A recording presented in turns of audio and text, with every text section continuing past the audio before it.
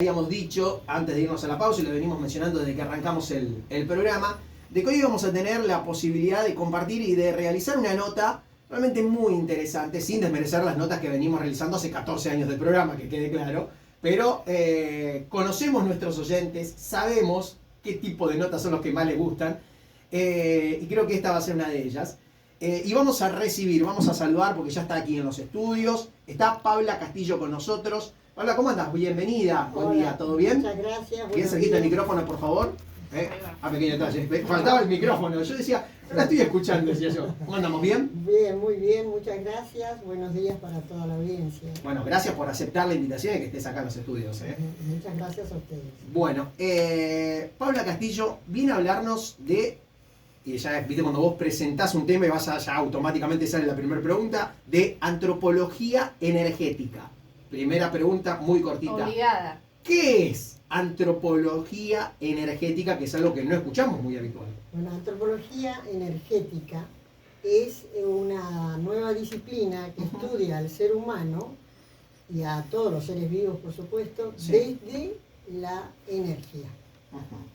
¿Y qué te llevó a estudiar esto, a interiorizarte en esto? ¿Por qué, básicamente? Bueno, desde esto comenzó en el año 1977. Bueno, mi búsqueda fue siempre, en mi interior existió esa pregunta de qué era la vida, ¿no? ¿Qué era todo eso que me rodeaba y que se movía y que le estudiaba física, leía geografía, todas las materias y no encontraba ninguna respuesta. O sea, no encontraba la respuesta a lo que vos te preguntabas. A esa inquietud del movimiento. Y bueno, en el año 1977 viajo a Buenos Aires y por esas circunstancias de la vida, mientras que conseguí trabajo, un contador viene y me informa que hay una charla, así de casualidad, charlando. Me dice, esta charla te va a interesar, así que, ¿por qué no vas? Sí, urgente. Vamos, sí. Y justamente yo me mudaba a 2 cuadras de donde se hacía la conferencia, que era en Buenos Aires. Yo en ese momento, yo de Mercedes me mudo a Buenos Aires. Tenía 19 años. Y ahí, a 2 cuadras donde yo fui a vivir, se hacía la conferencia. Entonces asisto. Y bueno, desde el momento en que empezó a hablar, era una cosa que me llevaba. Digo, no, esto es algo serio, algo que me llegaba a mí. Sí. Y quien hablaba y presentaba su libro era el profesor José Tomás Severio, que es el autor y el creador de la antropología energética. Y bueno, y desde ahí continué hasta el día de hoy, que sigo con ampliando conocimiento con respecto al tema, ¿no? Evidentemente eso que viviste, me dijiste en el año 77. En el siglo pasado. Bueno, ponele, le decimos del siglo pasado.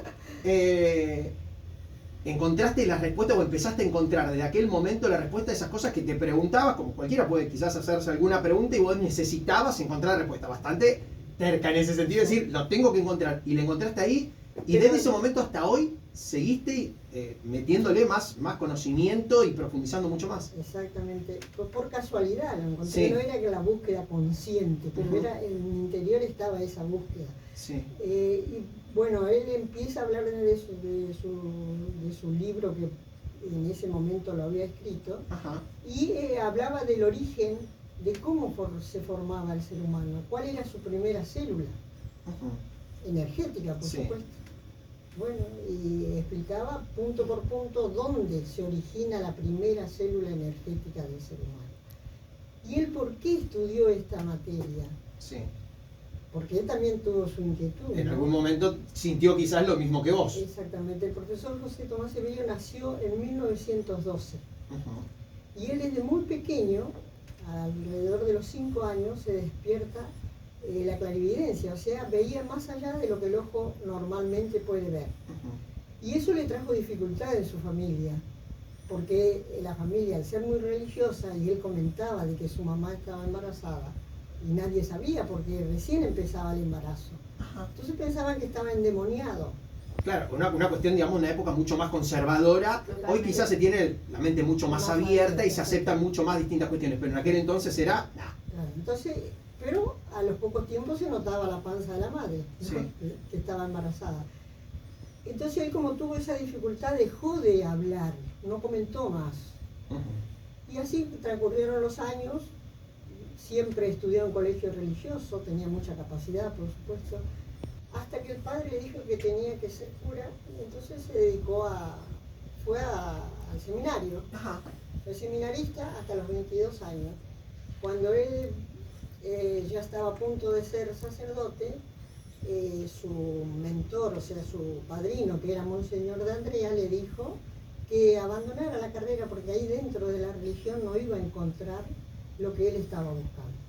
Entonces él abandona y se dedica a investigar por sus propios medios, y él nos comentaba que era muy difícil hacer las investigaciones porque no había universidad en el mundo, claro, que le explicara lo que a él le sucedía. Entonces se hace autodidacta, digamos, y busca su propia disciplina, que es muy rigurosa, para perfeccionar su clarividencia y perfeccionar su cuerpo para desplazarse a otras dimensiones. Sí. Bueno, y así emprendió esa carrera, que fue interminable, digamos. Estudiaba 20 horas por día, investigaba, no solo en la Argentina, sino también viajó por todo el mundo, haciendo investigaciones, observando, analizando las energías que veía, no solo del ser humano, sino de la naturaleza, de los animales, de la geología. También en Mar del Plata tuvo